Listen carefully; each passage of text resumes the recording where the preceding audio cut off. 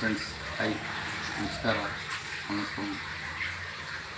ಈಗ ಇವತ್ತೊಂದು ಸ್ಪೆಷಲ್ ಏನಪ್ಪ, ಶನಿವಾರದ ಸ್ಪೆಷಲ್ ಅಂದರೆ ಸೊಪ್ಪು ಸಾರಂತೆ, ಇದು ರೈಸ್ ಅಂತೆ. ನಾನು ಎಕ್ಸ್ಪ್ಲೇನ್ ಮಾಡ್ತೀನಿ, ಒಂದು ನಿಮಿಷ.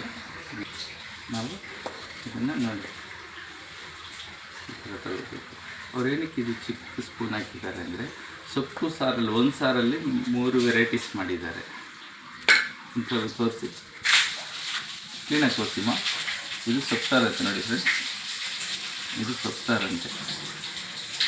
ಮೇಲೆ ಹಾಕ್ಕೊಂಡ್ರೆ ಸೊಪ್ಪಿನ ರಸ, ಲೈಟಾಗಿ ಕಲಸಾಕ್ಕೊಂಡ್ರೆ ಸೊಪ್ಪಿನ ಸೂಪು, ಫುಲ್ ಅಲ್ಲಾಡಿಸ್ಬಿಟ್ಟು ಒಳಗಡೆ ಇಟ್ಟಿದ್ರೆ ಸೊಪ್ಪು ಸಾರು. ಅಂದರೆ ಒಂದರಲ್ಲಿ 3 ವೆರೈಟೀಸ್. ಇದು ಸೊಪ್ಪು ಸಾರು. ನೀವು ಮಲೆ ನೀರಿದ್ದಂಗಿದೆ ಅಂತ ಎಲ್ಲ ಕಾಮೆಂಟ್ ಮಾಡಬೇಡಿ. ಸೊಪ್ಪು ಸಾರು ಅಂತ ಇಲ್ಲಿ ನೋಡಿ ಫ್ರೆಂಡ್ಸ್, ತೋರಿಸಿಮ್ಮ.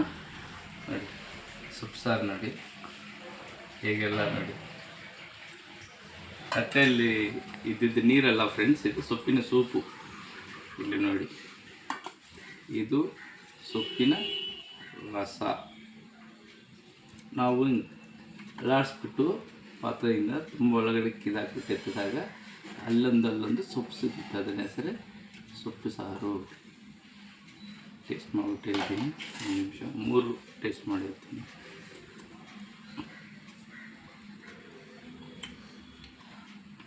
ಫ್ರೆಂಡ್ಸ್, ಟೇಸ್ಟ್ ಹೇಗಿದೆಯಪ್ಪ ಅಂದರೆ, ಸೊಪ್ಪು ಸೊಪ್ಪಾಗೈತೆ.